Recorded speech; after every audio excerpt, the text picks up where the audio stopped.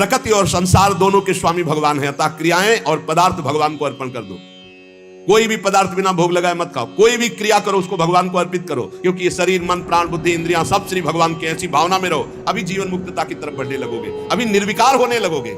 जब इनको प्राण इंद्रिय और मन को भगवान का देखोगे तो निर्विकार हो जाओगे, जब अपना मानोगे तो भिखारी हो जाओगे। संगम त्यक्त्वा करोतिया, किसी भी प्राणी पदार्थ शरीर इंद्रिय मन बुद्धि प्राण क्रिया किसी में संग मत करो, न प्राणों का संग, न इंद्रियों का संग, न बुद्धि का संग। उस समय देखो असंग, तुम अलग हो ये अलग है, पर तुम अलग नहीं देख पाते, इन्हीं में मिल जाते हो।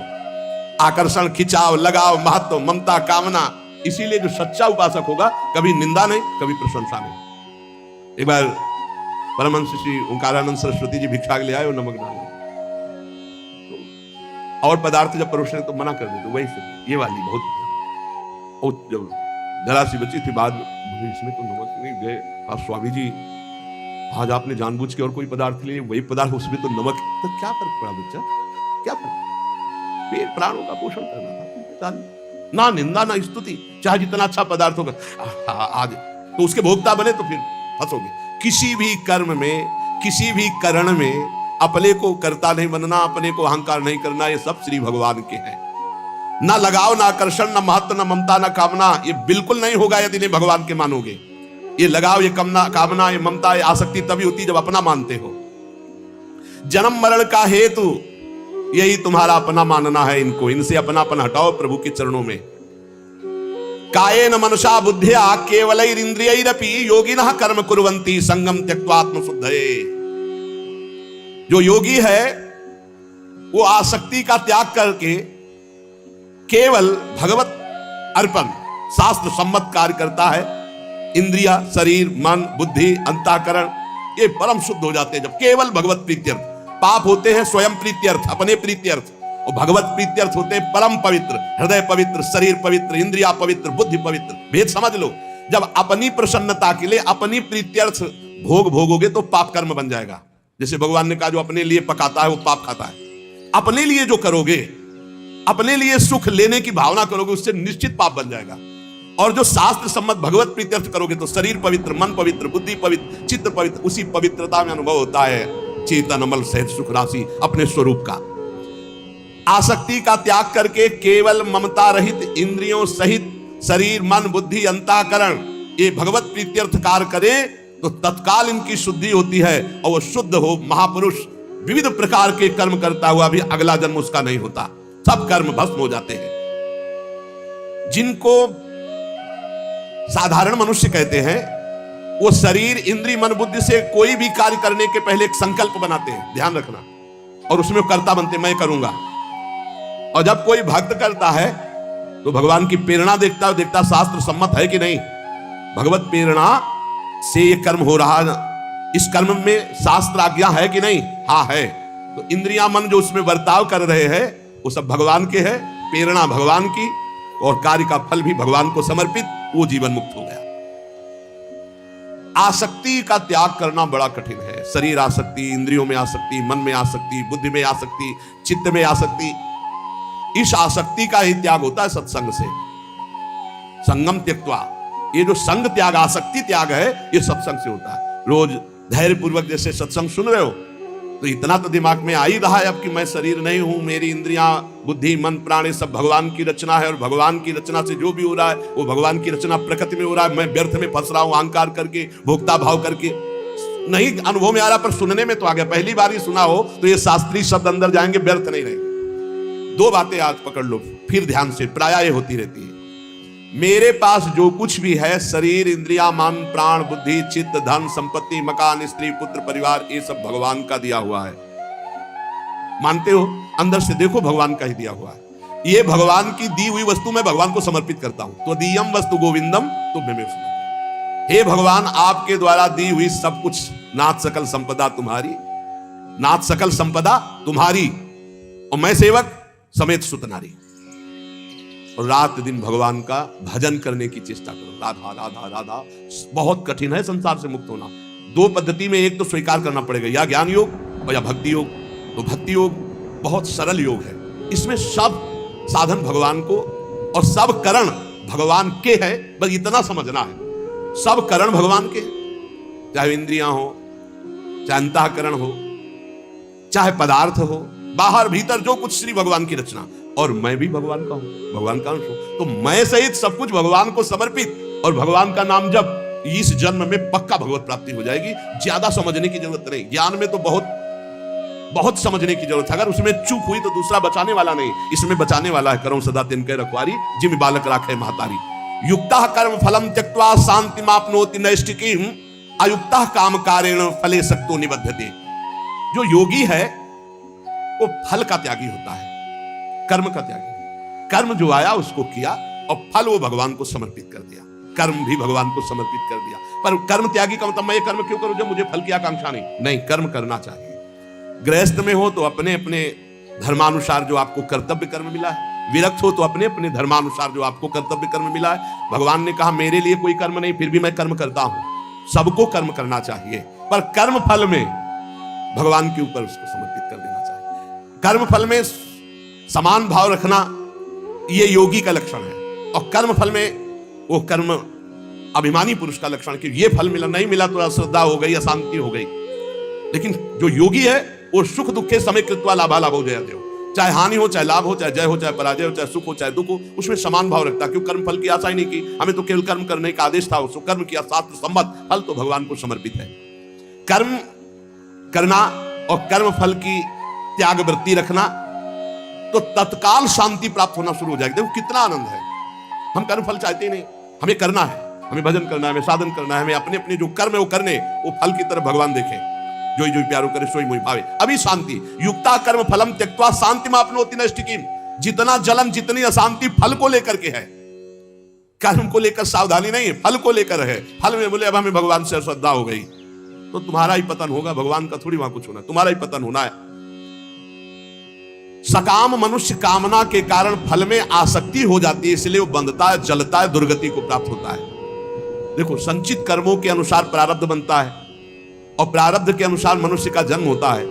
और मनुष्य जन्म में जो नए कर्म होते हैं, नए कर्म संस्कार बनते हैं, वो तुरंत उठकर संचित में चले जाते हैं। भोगना तो प्रारब्ध ही पड़ता है, शुभ और अशुभ। कर्म फल की आसक्ति त्याग कर दो तो संचित भी भस्म हो जाएंगे, और नए कर्म संचित में जाके जमा नहीं होंगे, और प्रारब्ध भोगकर भगवत प्राप्ति हो जाएगी। प्रारब्ध भोगना पड़ेगा, ये कमर कस लो। ये जो तुम्हें कह रहे हैं कि हम नष्ट कर सकते हैं छूछा से, भगवान बोल रहे हैं, जगत गुरु बोल रहे हैं, हम नहीं बोल रहे। प्रारब्ध भोगना पड़ेगा। अवश्य में भोक्तव्यम कृतम कर्म शुभाशुभम, भूल भुलैया में मत फंसो। तुक्का जम जाता है कभी कभी। तुम्हारा प्रारब्ध अच्छा आ गया और तुम हमारे पास आए, तुम्हारा काम बन गया, बोले बाबा से काम बन गया। बाबा से काम नहीं बना, तुम्हारा प्रारब्ध काम बना दिया, तुम्हारा पुण्य काम कर गया। जो कर्म फल की आसक्ति का त्याग कर देता है उसके कर्म भस्म हो जाते हैं, भुने हुए चने के समान। फिर बीज नहीं देते, फिर वो बंधन कारक नहीं होते। जैसे भुना हुआ चना है, अब ना उसमें अंकुरण होगा, ना पेड़ होगा, ना उसमें बीज होगा, जड़ से खत्म हो गया, और उसमें कोई सत्ता नहीं। तो जो कर्म फल की आशा ना रख करके केवल भगवत प्रीत्यर्थ किया जाता है, वो उसे बांध नहीं सकता, उसे जन्म मरण में नहीं पहुंचा सकता। नहीं तो चाहे शुभ कर्म हो, अच्छा कर्म हो या बुरा कर्म, उसे जन्म मरण में फंसा देगा।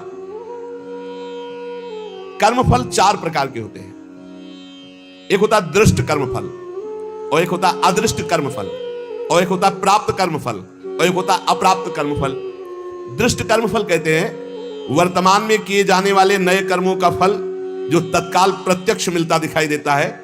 जैसे कीर्तन किया, आनंद मिल रहा है, सत्संग किया, आनंद मिल रहा है। कोई भूखा है, अपना भोजन पवा दिया, तत्काल आनंद मिल रहा है। कोई अपने लिए पदार्थ लेने जा रहा, देखा बीमार है, उसके पास दवाई की व्यवस्था नहीं, चलो आज हम भूखे रह जाएंगे, पैसा बीमारी में दे दिया, उसमें लगा, तो जो हृदय शीतल हुआ वो दृष्ट कर्म फल। इतना महान कर्म कि तत्काल आनंद प्रदान करता है। और अदृष्ट कर्म फल वर्तमान में किए जाने वाले नए कर्मों का फल जो अभी तो संचित रूप से संग्रहित होता है, आगे जन्म में मिलेगा जाकर के। जो तीर्थयाटन है, दान है, पुण्य है, बहुत प्रकार के ऐसे कर्म है जो अभी आपको नहीं अनुभव में आ गए, वो आगे आपको प्राप्त होंगे। और प्राप्त कर्म फल जो पूर्व के कर्म फलों का प्रारब्ध बन करके आ गया है, शरीर प्राप्त कर्म फल है। प्रारब्ध जैसा वैसा शरीर, वैसे ही कुल में जन, वैसे ही धनवान, संपत्तिवान, अनुकूलता, प्रतिकूलता, ये प्राप्त कर्म फल है। पूर्व में जो कर्म किए उससे जो प्रारब्ध बना है वो पहले से निश्चित हो चुका है। अप्राप्त कर्म फल प्रारब्ध कर्म के फल रूप में अब जो आगे आने वाला है, ये भविष्य में मिलने वाले सुख दुख है, जो अप्राप्त कर्म फल है। प्राप्त कर्म फल हो चुका, शरीर ऐसे कुल में जन्मा, शरीर ऐसा है, ऐसा ऐसा धन संपत्तिवान माता पिता मिले या निर्धन मिले, या जैसे अनुकूल प्रतिकूल परिस्थिति जो वर्तमान में मुझे मिली, ये प्राप्त कर्मफल। और जो अब आगे आने वाली है अप्राप्त कर्मफल, ये प्रारब्ध बड़ा भयानक है जो आगे आने वाला है। इसे भयानक को बड़ा मृदुल किया जा सकता है भजन के प्रभाव से। नष्ट तो किया जा सकता है पर भगवत प्राप्ति नहीं होगी। फिर पूरा झोंकना पड़ेगा इसी प्रारब्ध मिटाने में भजन को। प्रारब्ध भी हम भोग ले और भगवत भी प्राप्ति हो जाए, तो भजन से प्रारब्ध जो 100% आपको दुख देने वाला है, वो 10% आके भुगता के 90% नष्ट हो जाएगा। 10% भोगना पड़ेगा और चला जाए। भजन का बड़ा प्रभाव होता है। 12 वर्ष का गलित कुष्ठ 24 घंटे में भुगता के चला गया। 12 वर्ष कहां और कहां 24 घंटे। भजन से अप्राप्त कर्म फल को, जो आने वाला प्रारब्ध है, उसे रोका जा सकता है, उसे कम किया जा सकता है, उसे मिटाया भी जा सकता है। पर जो भगवत प्राप्ति करना चाहते हो मिटाने में नहीं फंसते, उसे भोग लेते हैं और भगवान की प्राप्ति करते हैं। ये 4 प्रकार के कर्म फलों में दृष्ट और अदृष्ट ये क्रियमाण है, और जो प्राप्त और अप्राप्त कर्मफल है प्रारब्ध के अधीन है। दृष्ट कर्मफल आग्रह नहीं रखना, मिलने पर प्रसन्न या प्रसन्न ना होना। अदृष्ट कर्मफल आशा रखना। प्राप्त कर्मफल में ममता न करना, मिलने पर सुखी दुखी ना होना। अप्राप्त कर्मफल मिट जाए ऐसी आशा न रखना। ये भक्त के हृदय में होता है। चारों प्रकार के कर्मफल भक्त के हृदय में कोई प्रभाव नहीं डाल सकते। इसलिए उपासक को चाहिए कि भगवान की प्रसन्नता के लिए शास्त्र सम्मत कर्म करे, कर्म फल भगवान को समर्पित कर दे, निरंतर नाम जप करे, तो इस कर्म की झंझटों से बचकर भगवत प्राप्ति हो जाएगी। प्रभु से अपनापन जब तक नहीं होगा तो भोगों से वैराग्य नहीं होगा।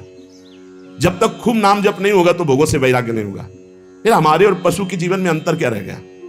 जितना हम बढ़िया गद्दा में सोते हैं उतना सुअर कीचड़ में सोता है आनंद से। हमको रबड़ी रसगुल्ला और सब अच्छे पदार्थ जैसे लगते हैं, ऐसे उसे विष्टा आदि लगता है।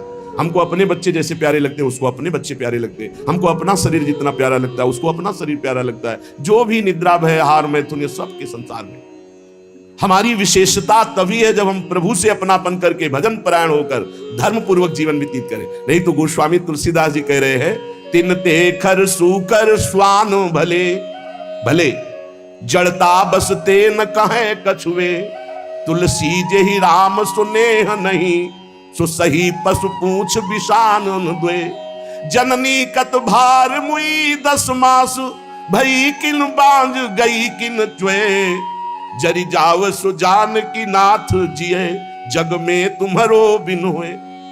उसका जीवन किस काम का? जरि जाओ सो जीवन जान की नाथ जिए, जग में तुम्हारो बिन हुए। उसका जीवन व्यर्थ। गोस्वामी जी कह रहे हैं, अरे बड़े भाग मानुष तन पावा, सुर दुर्लभ सद ग्रंथन गावा। इस बात के लिए जो सुअर कुत्ता भोग रहे हो वही तुम भोग रहे हो। खास बात क्या है? भगवान का आश्रय और भजन। गोस्वामी जी कहते हैं, जिनको भगवान नाम जप में रुचि नहीं, भगवान की शरणागति नहीं, वो सचमुच पशु से भी गिरे हुए हैं। तिनते खर सूकर स्वान भले, श्रेष्ठ अच्छे उस मनुष्य से जो मनुष्य देह को कहा गया देव दुर्लभ, दुर्लभो मानुषो देहो। अगर हरि शरणम नहीं, भजन नहीं, तो उनसे खर माने गधा, सूकर सुअर, और स्वान कुत्ता। कुत्ता सुअर गधा अच्छे। गधा बोझा, कुत्ता चंचल चित्त होकर द्वार द्वार भटकना, सुअर शुभ अशुभ का कोई ज्ञान नहीं, बस भक्षा भक्ष खा के जीवन व्यतीत करना। ऐसे बुद्धि भ्रष्ट हो जाती। केवल धन, केवल मान प्रतिष्ठा, लोग चाहे जैसा जीवन व्यतीत करना पड़े। सोचो, तलवार की नोक पर जो मान समय खवाया जाता था तो गर्दन कटवा देते थे सनातन धर्मावलंबी। कभी जवान पर नहीं रखा, पैसा रख के खा रहे। कैसी बुद्धि भ्रष्ट हो गई, पूछ नहीं सकते, हिम्मत नहीं रह गई, भ्रष्ट हो गए।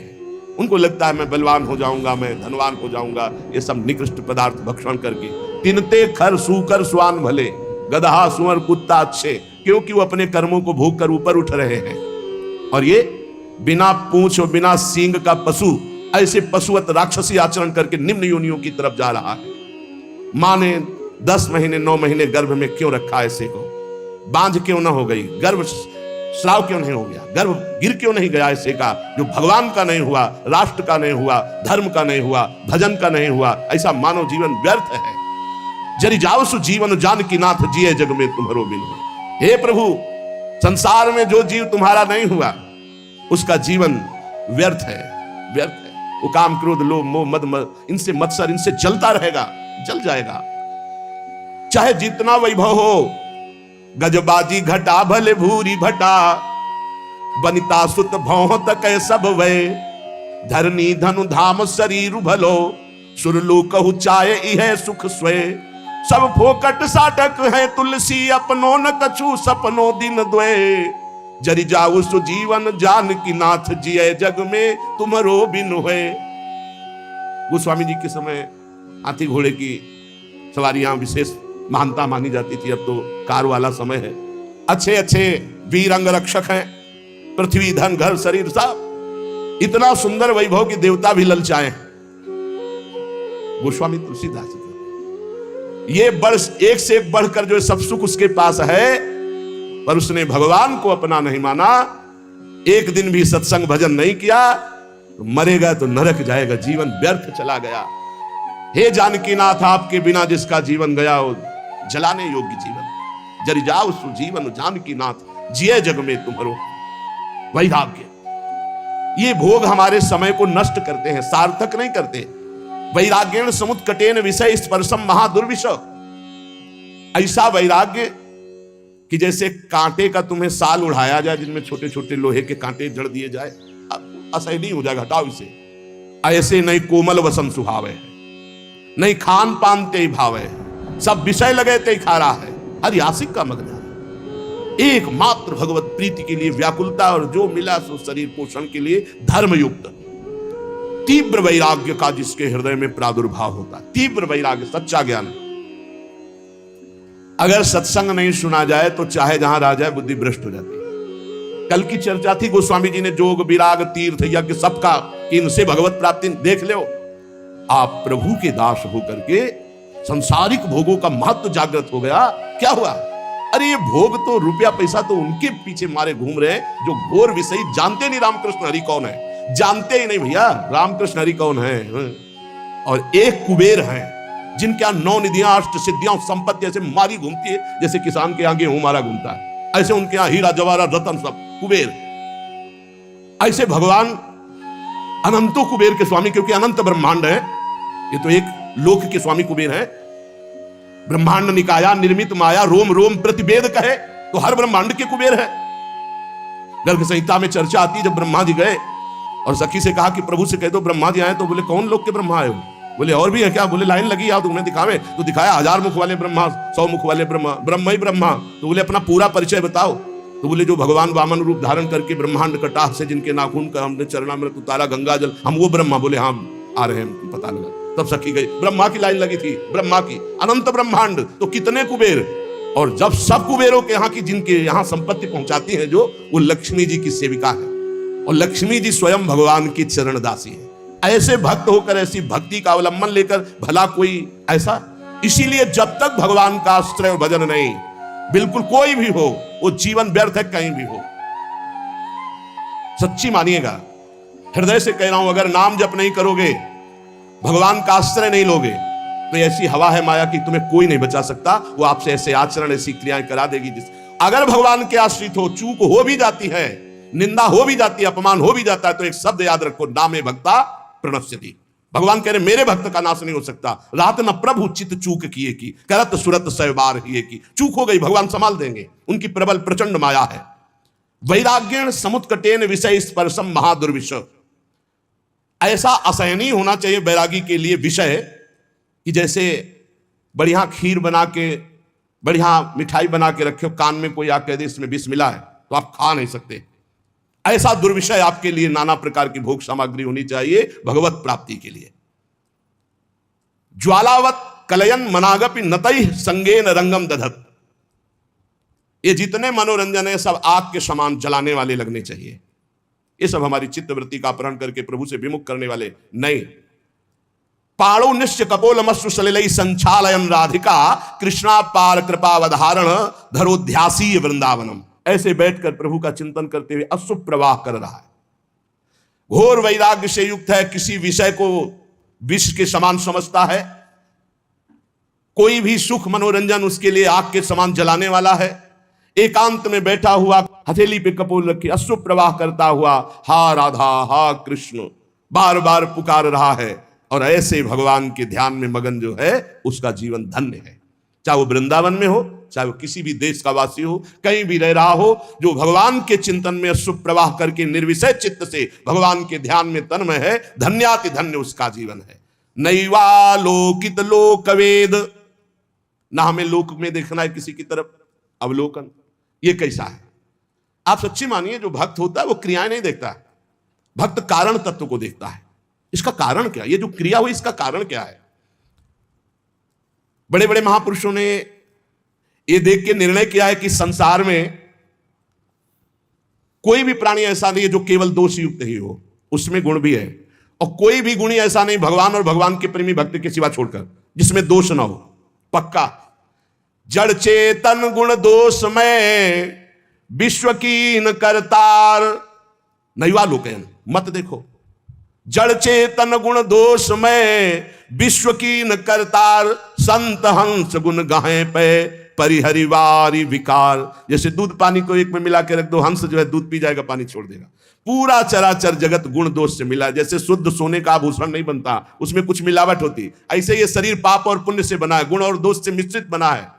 किसी में दोषों की बाहुल्यता होती, गुण बहुत कम होते हैं, किसी में गुणों की बाहुल्यता होती, दोष बहुत कम होते हैं।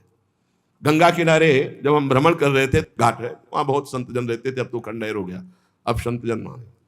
वहां कुछ दिन रहे अकेले, पास में देखा कि 8-10 लोग राइफल लिए खड़े हैं और गंगा में खड़े होकर के वो आराधना 3-4 घंटे करता।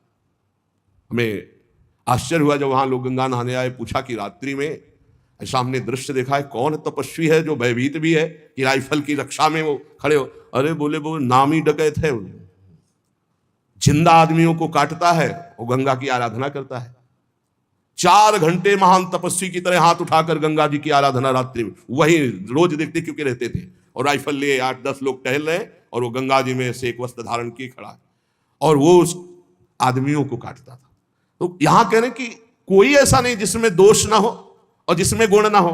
गुण दोष योग पूरी सृष्टि है, हमको न गुण देखना है न दोष देखना है। उत्तम साधक को तत्व देखना है, भगवान सब में विराजमान है। सुनौ तात मायाकृत गुण और दोष अनेक, गुणया उभय न देखी देखी सो अविवेक। यदि आपने किसी के गुण देखा तो राग हो जाएगा, दोष देखा तो द्वेष हो जाएगा, और राग और द्वेष दोनों बंधन कारक हैं। भगवत प्राप्ति में तुम्हारी बाधा आ जाएगी, तुम्हारी भगवत प्राप्ति में बाधा आ जाएगी। इसलिए हमें चाहिए कि हमारे संपर्क में जो भी व्यवहार करने वाले व्यक्ति आवे, हमें ऐसा व्यवहार करना चाहिए। पहला तो भगवत भाव, इनमें प्रभु हैं, ऐसी भावना, अपने को बचा लोगे आप उनके दुर्व्यवहार से। और दूसरी बात, जब ये पता चले कि दुष्ट स्वभाव का है तो इतना मृदु व्यवहार करो कि तुम्हारे व्यवहार से उसके दुष्ट स्वभाव में कमी आवे और सत स्वभाव बढ़ने लगे।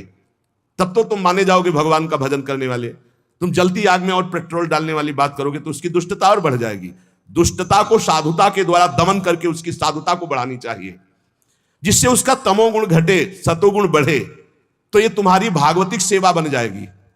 कितना बढ़िया सेवा बता रहे। हमसे कोई न कोई मिलता ही रहता है, घर गृहस्थी परिवार में सब कोई बुरे स्वभाव वाला है, तो हमको इतना संभल कर व्यवहार करना है कि उसके अंदर सतोगुणी भाव आवे, तो हमारी भगवत सेवा बन जाएगी। हम कोई ऐसा कटु व्यवहार कटु वचन न बोले जिससे उसके हृदय में तमोगुण बढ़े, क्योंकि आसुरी स्वभाव वाला वो तो है ही। यदि हम अपने द्वारा अमृतमय वचन से, निर्दोष चेष्टा से, नम्र भाव से व्यवहार करेंगे तो ये भगवत सेवा बन जाएगी और इसका प्रभाव उसके हृदय में निश्चित पड़ेगा। निराश मत हो किसी भी स्थिति में। अगर परमार्थ में निराशा, भोगों में तो निराशा कर लो, जगत में निराशा कर लो, लेकिन परमार्थ में निराशा नहीं होनी चाहिए। पता नहीं मैं प्रयास कर रहा हूं इसका सुधार हो कि ना, पता नहीं मैं अपना प्रयास कर रहा हूं मेरा सुधार हो कि ना, पता नहीं जो भजन कर रहा हूं इससे सुख मिले कि नहीं, पता नहीं भगवान मुझे जान रहे हैं कि नहीं कि मैं उनका भक्त हूं। किसी भी तरह का संशय मत करो। परमार्थ में निराशा ठीक नहीं है और स्वार्थ में निराशा बहुत ठीक है। स्वार्थ में आशा ठीक नहीं है, व्यवहार में आशा ठीक नहीं है, परमार्थ में निराशा ठीक नहीं है। स्वार्थ में नैराश्यम परमम सुखम, आशा ही परमम दुखम, नैराश्यम परमम सुखम। और परमार्थ में निराशा ठीक नहीं है। नहीं भगवान मिलेंगे, नहीं मैं सब दोषों पर विजय प्राप्त करूंगा, नहीं मैं प्रयासरत हूं इसका परिवर्तन निश्चित होगा, नहीं जो अभी परिस्थिति चल रही इस परिस्थिति का परिवर्तन करके रहूंगा, ये आशा इधर ठीक है और भोगों की तरफ निराशा ठीक है। यदि हमारे हृदय में निराशा आ गई परमार्थ से तो फिर पतित हो जाएंगे। निराशा ना आने पावे भगवत मार्ग में, किसी भी स्थिति में अगर निराशा आ रही हो तो फौरन किसी संत महात्मा से मिलो। जैसे मोबाइल की बैटरी डिस्चार्ज हो जाती है तो चार्ज करना पड़ता है ना, तो कभी कभी माया के ऐसे संग मिलते हैं जिससे हमारा परमार्थ खो जाता है, हमारे अंदर हीन भावना आने लगती है। हमें तत्काल किसी महापुरुष का चरित्र पढ़ना चाहिए, किसी महापुरुष के समीप जाना चाहिए, तो हमारे हृदय में एक नवीन उत्साह बढ़ेगा और हमारा परमार्थ संशय रहित हो जाएगा। सठ सुधरें सतसंगति पाई, बड़े से बड़े दुष्ट साधु संग से सुधर जाते हैं। हमें प्रयास रखना चाहिए हमारे आसपास जो वातावरण दुष्टता का हो तो निराश ना हो, उसे सुधारने का प्रयास करे, और ना सुधरे तो भगवत भाव कर ले, अपना भाव न बिगड़ने पावे। मनुष्य जीवन बहुत दुर्लभ जीवन है, पर इसमें सबसे ज्यादा घाटा है कि कोई ठिकाना नहीं कब तक जिएंगे, कभी भी मर सकते हैं। दुर्लभो मानुषो देहो पर देहिनाम क्षण भंगुरा, एक क्षण में नष्ट हो जाने वाला है। देहिनाम क्षण भंगुरा, किसी भी क्षण, जैसे पानी का बुलबुला है कभी फूट सकता है, जैसे पत्ते में लटकती हुई बूंद कभी टपक सकती है, जैसे अंजुली का पानी कभी खत्म हो सकता है, चाहे जितना कस के बांध हो। संसार को मोह माया ने फंसा करके भगवान से विमुख कर दिया, और ये मानव जीवन भगवत प्राप्ति के लिए मिला। जिसको सत्संग मिल गया अब निश्चित हो गया उसे भगवत प्राप्ति हो जाएगी। बस सत्संग छोड़ना नहीं, सत्संग पकड़े रहना। नहीं चाहे जहां तुम यमुना किनारे वास करो, झोपड़ी बना के, चाहे अहम का पोषण तुम्हारे होता रहेगा। कितने ऐसे साथ पूरा जीवन ना पाई है बिन स्वामी अकेल, विपिन बसत बैराग्य जुत, विपिन बसत बैराग्य जुत, जो लड़काई खेल। जैसे कोई बच्चा हट ठान ले ऐसे वैराग्य के बल पर हम कि भगवान की प्राप्ति कर लेंगे, नहीं नहीं, ये संबंध से प्राप्ति होती है और अहंकार गुरुजनों की कृपा से क्षीण होता है। सत्संग के बिना भगवत प्राप्ति असंभव है। आज तक किसी को भी भगवत प्राप्ति हुई तो सत्संग से हुई। जब सत्संग मिले तो समझ लेना चाहिए मेरा भगवत प्राप्ति का पास हो गया, ये सत्संग। और सत्संग मिलने के बाद जब भजन में रुचि बने तो समझना चाहिए सत्संग मिला है। अगर भजन में रुचि नहीं तो सत्संग नहीं है, फिर सत्संग नहीं। बहुत बढ़िया सुंदर वर्णन कर महापुरुष है।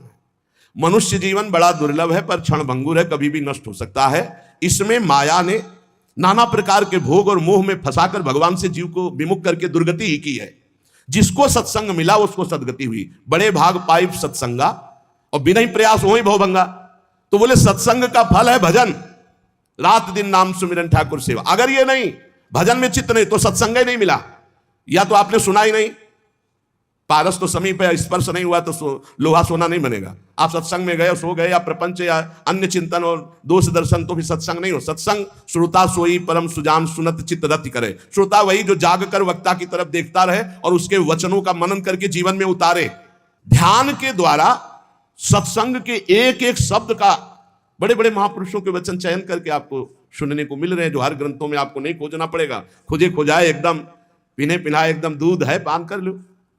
सब दोषों का नाश सत्संग से हो जाता है, सब दोषों का नाश। रोज अपनी कमी महसूस होती है सत्संग में, रोज ऐसा लगता है सत्संग मेरे लिए ही हो रहा है। सच्ची बात मानिए, अपने लोग जो सत्संग कथन श्रवण करते हैं तो रोज लग रहा है कि ये कमी तो मेरे में है, ये कमी तो मेरे में। संपूर्ण दोषों से रहित सत्संग कर देता है।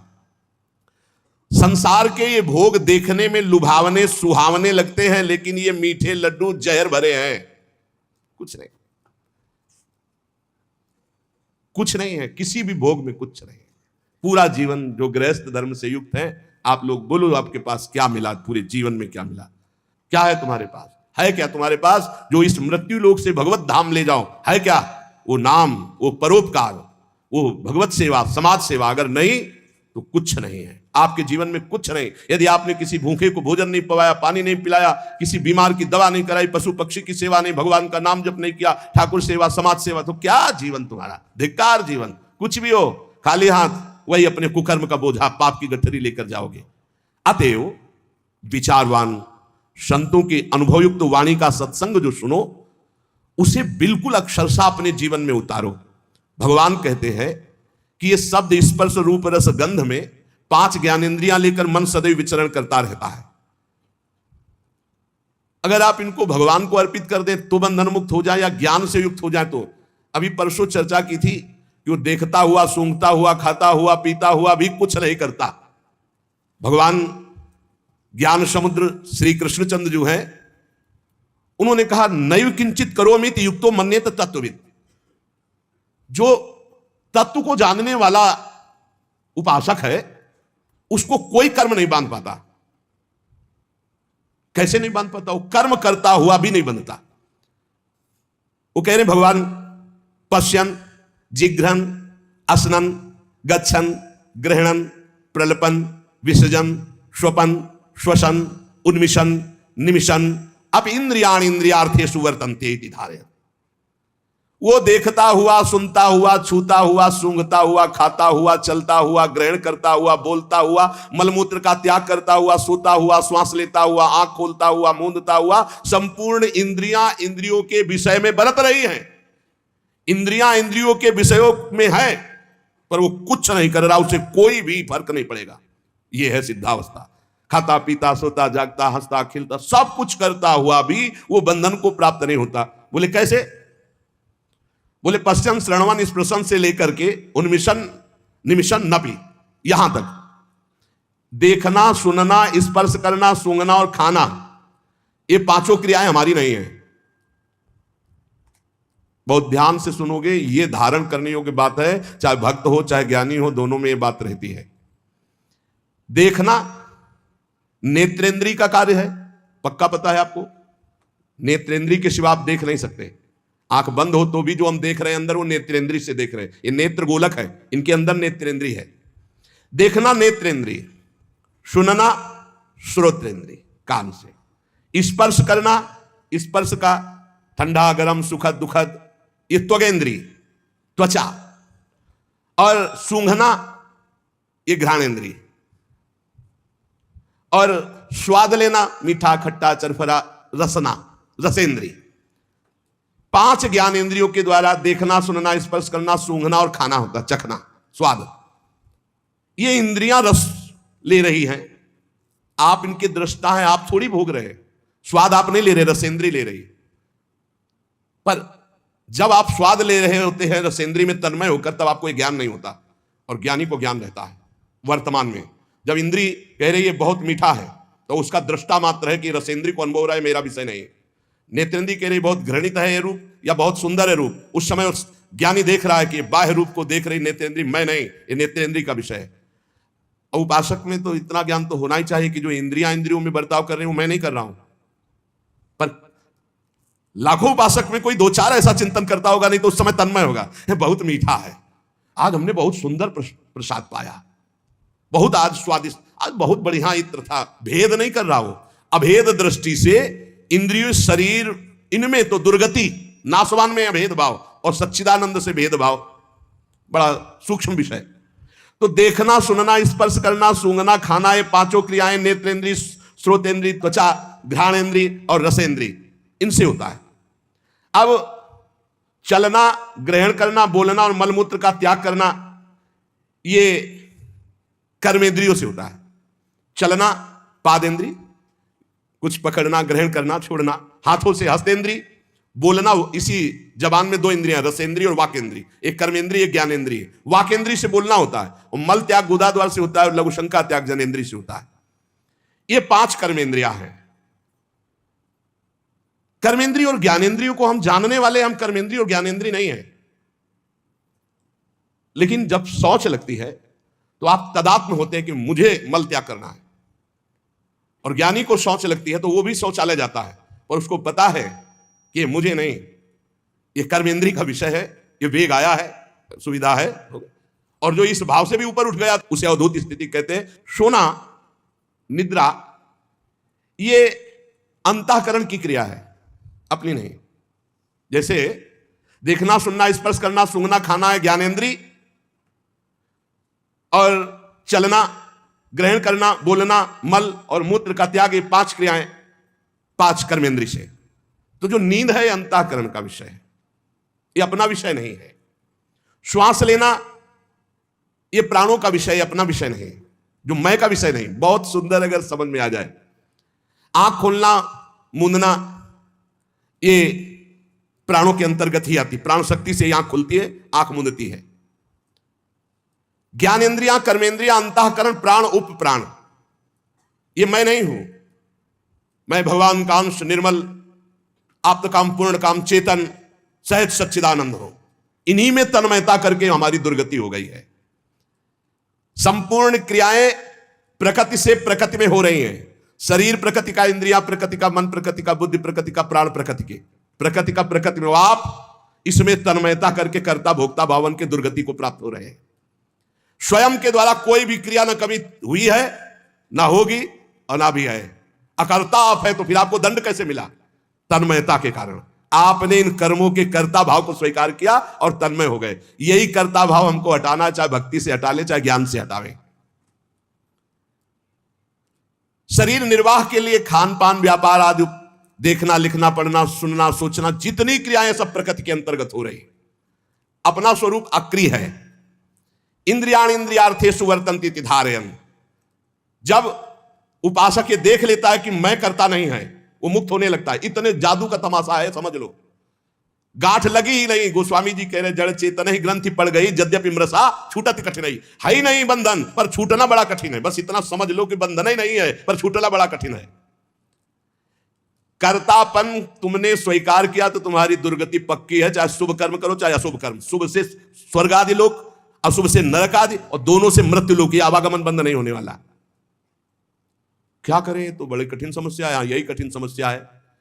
ज्ञानेन्द्रीय, कर्मेंद्रीय, अंतःकरण, प्राण, उपप्राण, ये सब प्रकृति के हैं ढांचा सहित। शब्द स्पर्श रूप रस गंध ये प्रकृति के हैं। वो 5 ज्ञानेन्द्रियां उनको प्रकृति में भोग रही। इंद्रियां इंद्रियों में विषयों में बरत रही हैं। आप इनको देख रहे हैं, दृष्टा हैं, पर आप तन्मयता कर लेते। मैंने देखा, तो फिर उसका दंड भी तो भोग मिलेगा। क्या देखा और कैसे देखा? मैंने सूंघा, मैंने बोला, मैंने चखा, मैंने सुना, मैंने किया, तो उसका भी आपको हिसाब देना पड़ेगा। जो किया उसको। अहंकार विमूढ़ आत्मा करता मन्यते, मैंने किया, मैं ऐसा कर सकता हूं, मैं ऐसा करूंगा, तो भोगना भी तुम्हें पड़ेगा। प्रकृतेः क्रियमाणानि गुणैः कर्माणि सर्वशः। जितने कर्म हो रहे हैं गुणों से प्रेरित होकर के प्रकृतिमयी इंद्रियों के द्वारा प्रकृति में ही हो रहे हैं। आप बिल्कुल निर्लेप हैं। प्रकृत्यैव च कर्माणि क्रियमाणानि सर्वशः। गुणों का कार्य होने से इंद्रिया और उनके विषय सब प्रकृति के ही है। अब समझ में ना आवे तो इसको दूसरे रूप में ले लो, भक्ति भाव के रूप में। जब तक आप स्वयं कर्ता और भोक्ता बनेंगे तब तक आपका बंधन कटना मुश्किल है। ये ज्ञान का विषय था, इसे भक्ति के विषय में ले लो। हमारे द्वारा जो भी क्रियाएं हो रही हैं, हम उनके 2 विभाग देखते हैं, एक अच्छी क्रियाएं और एक बुरी क्रियाएं। बिल्कुल सरल भाषा में आपको बता रहे हैं। जो अच्छी क्रियाएं हैं वो शास्त्र सम्मत है, जो बुरी क्रियाएं हैं वो शास्त्र विरुद्ध है। बुरी क्रियाओं को अशुभ कर्म कहते हैं, अच्छी क्रियाओं को शुभ कर्म कहते हैं। शुभ और अशुभ कर्म ये गुणों से प्रेरित होते हैं। सतोगुण तो शास्त्र सम्मत, रज और तम मिश्रित या तमोगुण या घोर रजोगुण ये शास्त्र विरुद्ध आचरण कराएंगे। अब अपने को भगवान की शरण में हो जाना, गुणों की शरण में नहीं। भक्ति का मार्ग, पूरा शरीर इंद्रिय प्राण उप प्राण सब, हे नाथ मैं आपकी शरण में। ये तो समझ में आ रहा है ना? ज्ञान वाला समझ में ना आ रहा हो तो ये तो समझ में आ रहा है कि पूरा ढांचे सहित जो इसमें स्थूल हो, सूक्ष्म हो, कारण हो, प्राण हो, उप प्राण हो, इंद्रियां हो, कर्म, जो भी महाराज, पूरा सिस्टम आपकी शरण में। समझ में आ गया? ठीक। अब हमको देखना है कि हमारे द्वारा जो अच्छा काम हो रहा है वो भगवान की प्रेरणा से हो रहा है। जीवन मुक्त होना है तो बात इस बिल्कुल सरलता से समझा रहे हैं। और जो बुरा काम हो रहा है वो हमारी वासना से हो रहा है, उसका हम प्रायश्चित करेंगे, भगवान से क्षमा मांगेंगे।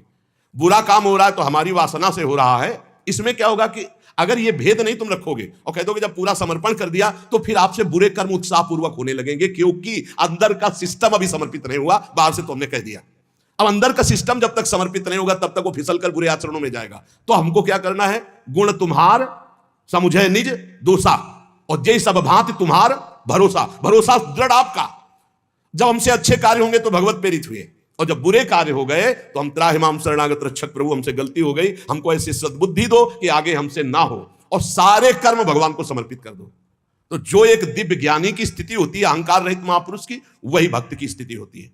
वो भी देह शुद्ध विस्मृत भगवदानंद में डूबता है और वो देह शुद्ध विस्मृत ब्रह्मानंद में डूबता है। पर दोनों को किंचित मात्र करता भाव जब तक रहेगा तब तक वो आवागमन से मुक्त नहीं हो सकता। एक मनुष्य रेलगाड़ी में बैठा है, ट्रेन चल रही और डिब्बे में दौड़ रहा है। अब वो अपने को कर्ता मान रहा है कि मैं दौड़ करके अगले स्टेशन में पहुंच जाऊंगा, तो मूर्खता ही है ना, क्योंकि ट्रेन चल रही। ऐसे ही गुणों का चक्र चल रहा है, सतोगुण रजोगुण तमोगुण। गुण प्रवाह जीव से जबरदस्ती कार्य करवा रहा है। तमोगुण आया तो निद्रा आलस्य प्रमादोत्थम, जो नहीं करना चाहिए वो सब कर्म करने में जुट जाएगा। प्रमादोत्तम, प्रमाद का मतलब होता है करने योग्य कर्म को ना करना, और ना करने योग्य कर्म को करना, इसे प्रमाद स्थिति कहते हैं। अब वो समझ रहा मैं कर रहा हूं। रजोगुण आया काम आदि दोष भारी, वो समझ रहा मेरे में आ गए, मैं कर रहा हूं। सतोगुण आया तो समझ रहा मैं कर रहा हूं दया आदि।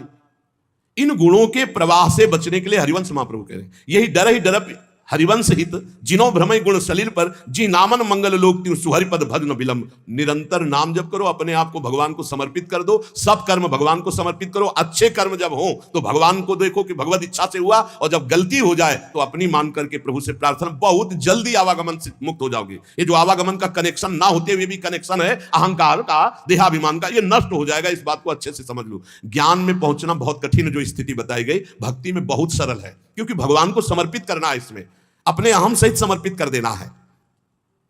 सांख्य योगी शरीर इंद्रिय अंतःकरण आदि के साथ अपना कभी संबंध नहीं मानता, और भक्त अपने शरीर इंद्रिय अंतःकरण आदि को भगवान को समर्पित कर देता है। ये बढ़िया, बहुत मीठा सरल मार्ग भक्ति का, और बात वही बननी है।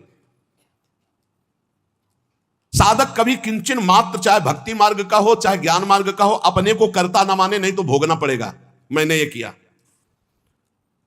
तो ऐसा थोड़ी कि आपने किया कि मैंने नहीं किया। अंदर से सिस्टम, चित्रगुप्त जी क्या देख रहे हैं, अंदर जहां तुम्हारी सोच है, ये भोगा जाए तो बहुत आनंद मिलेगा। तो लिख गया, कर्ता ने भोगने की इच्छा की, और ये अब क्रिया बाद में होगी, पहले लिख गया, पूरा चित्रण हो गया। क्रिया तो बाद में होगी, पहले अंदर सोच होती है, उसी सोच को लिखते हैं चित्रगुप्त जी। उसी सोच में भगवान का भजन चल रहा है, तो भक्त उसी समय जलन पैदा, अरे कैसी बात आ गई, वहां लिख गया। ये रुचि पूर्वक नहीं, उसकी रुचि नहीं थी, अरुचि पूर्वक, तो उसमें समाधान मिल जाएगा। अंदर की बात लिखी जाती है। साधक कभी किंचन मात्र भी अपने में कर्तापन की मान्यता न करे, जितना अंश रखेगा कर्ता भाव का उतना बना रहेगा। अपने में कर्ता भाव ना रहे, चाहे वो ज्ञान मार्ग का साधक हो चाहे भक्ति मार्ग। भक्ति मार्ग का साधक कैसे बोलता है, श्री जी की इच्छा से आज परिक्रमा हो गई, श्री जी की इच्छा से आज ऐसा, आज श्री जी की इच्छा थी दर्शन करने जाए तो बिहारी जी के दर्शन कर आए। श्री जी की इच्छा, अपनी इच्छा को, अपने कर्ता भाव को प्रभु के चरणों में मिला देता है। भगवान की इच्छा, प्रभु की इच्छा, एक मार्ग तो पकड़ लो, हर कर्म समर्पित, कहीं भी कर्ता भाव नहीं, कहीं भी अभिमान की बात नहीं, मैंने देखा मैंने किया नहीं, प्रभु की इच्छा से देखा, प्रभु की इच्छा से हो गया, अपने कहीं करता नहीं, अपना तो प्रभु के चरणों में समर्पण। अब देखो, ब्रह्मण्याधाय कर्माणि संगम त्यक्त्वा करोति यः लिप्यते न सा पापेन पद्मपत्र मिवाम्भसा। जैसे जल में कमल का फूल रहता है, एक बूंद पानी नहीं, ऐसे वो भक्त, ऐसे वो ज्ञानी संसार में रहता है, एक भी कर्म का फल नहीं। कर्माणि श्रुति बोधितानि नितराम कुर्वन्तु कुर्वन्तु मा। वो चाहे वेद के अनुसार कार्य करे या न करे, कोई उसके ऊपर लागू नहीं नियम। वो विषयान ग्रहणंतु मुंचन्तु, विषय भोगे या विषय त्याग दे कोई, क्योंकि वो ऐसी अवस्था को प्राप्त हो चुका है। ब्रह्मण्याधाय कर्माणि संगम त्यक्त्वा करोति। जो भक्त संपूर्ण कर्मों को, पीछे ज्ञान का तो आगे उसी को बता रहे, जो भक्त संपूर्ण कर्मों को भगवान में अर्पित कर देता है, उसकी आसक्ति नष्ट हो जाती है। वो कर्म करता हुआ भी जल से कमल के पत्ते की तरह पाप से लिप्त कभी नहीं होता। पूरे संसार का हतन हो जाए तो भी उसे पाप नहीं लगेगा, ऐसा महान ये योग है। शरीर इंद्रिया मन बुद्धि प्राण ये तुम्हारे नहीं हैं। अब भक्ति में देखिए इसे, ये भगवान के रचे हुए हैं, वो भगवान के हैं। मान लो जैसे ज्ञान में अभी वर्णन कर रहे थे, ये प्रकृति के हैं, प्रकृति में बरत रहे। अब यहां भक्ति में है ये श्लोक का अर्थ, शरीर इंद्रियां मन बुद्धि प्राण ये तुम्हारे रचे हुए हैं क्या? भगवान के रचे हुए। तो हुए किसके? भगवान के हुए ना, ये भगवान के हैं। तुम्हारे प्राण भगवान के, तुम्हारी मन बुद्धि चित्त अहंकार ये भगवान के, तुम्हारी ज्ञान इंद्रियां भगवान की, तुम्हारी कर्म इंद्रियां भगवान, तुम्हारा सब कुछ श्री भगवान का है, तुम्हारा थोड़ी रचा हुआ है। माना ये अपने नहीं है, ये श्री भगवान की रचना है, श्री भगवान के हैं। कौन कौन? शरीर इंद्रिया मन बुद्धि प्राण ये भगवान के रचे हुए हैं। तुम्हारी रुचि से होता तो तुम तो और सुंदर रचना चाहते, और बलवान चाहते।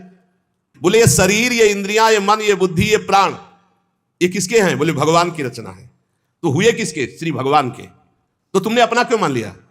यही बंधन है, यही बंधन है, अपना इनको मान लेना। इसी भक्त का क्या स्वरूप होता है? वो इन्हें भगवान का मानता है। ज्ञानी का क्या स्वरूप होता है? वो इन्हें प्रकृति का मानता है, क्योंकि प्रकृति के ही अंश ये है, और प्रकृति कृति ये जो प्रकृति की रचना करने वाला रचयिता है वो परमात्मा है, मूल में परमात्मा ही आता है। अतः इनके द्वारा होने वाली क्रियाओं को भक्ति योगी अपने कैसे मान सकता है? जब शरीर मन प्राण सब भगवान का, तो इनकी क्रियाएं भी भगवान की, इसलिए वो जीवन मुक्त हो जाता है। जीवन मुक्त कैसे होगा? शरीर मन प्राण इंद्रियां ये सब भगवान की, तो इनके द्वारा होने वाली क्रियाएं सब भगवान की, आप जीवन मुक्त हो गए।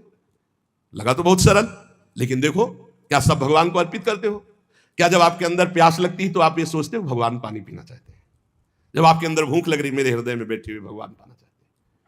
जब आपके अंदर विकारात्मक भाव है, तब आवे कि ये दुष्ट कहां से दुर्वासना दबी रह गई, अब ये भगवान की नजर में नहीं पड़ी, इस हृदय में कहीं दुर्वासना, हे नाथ हे करुणामय, इस दुर्वासना को हटाओ, ऐसे भक्ति में चला जाता है। ये सब भगवान की, सारी क्रियाएं भगवान की, तो आप कौन है? आप भी श्री भगवान के। हो गया काम।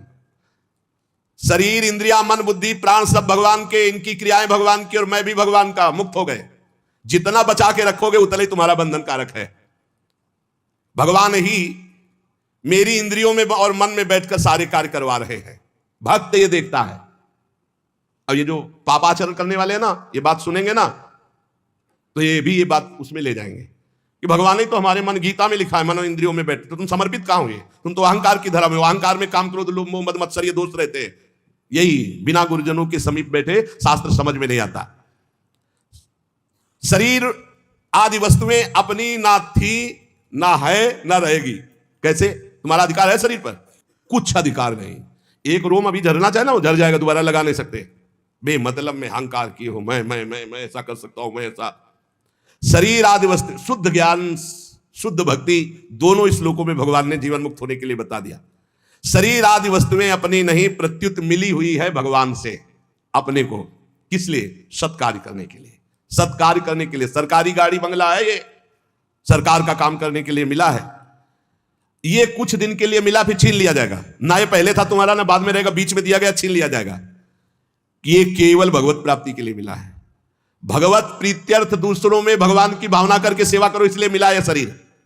इन वस्तुओं पर जो अपना अधिकार जमा लेता है और अपने लिए भोग भोगता है, वो मृत्यु के बाद दुर्गति को प्राप्त होता है। पुनरपि जननम पुनरपि मरणम। इस शरीर को ना तुम बदल सकते हो, ना मरने से रोक सकते हो। यह शरीर एक नियत समय के लिए आया है, और इस समय में तुम भगवत प्राप्ति के लिए कार्य कर लो। क्या? कुछ नहीं करना। ये जो सब है इनको समर्पित कर दो। चदरिया जैसी की तैसी धर दीनी, ये लो महाराज, हमसे नहीं होने वाला कुछ। ना शुभ ना अशुभ, ना हम कर्ता बनेंगे शुभ के ना अशुभ के, हमसे कुछ नहीं, हम आपकी शरण में पूरा समर्पित। अभी आज से आप जीवन मुक्त के मार्ग में चलने लगे। समर्पण योग। ईमानदारी से भगवान की वस्तु भगवान को समर्पित कर दो, और कुछ नहीं करना। मस्त। बस यही बात समझ में आ जाए।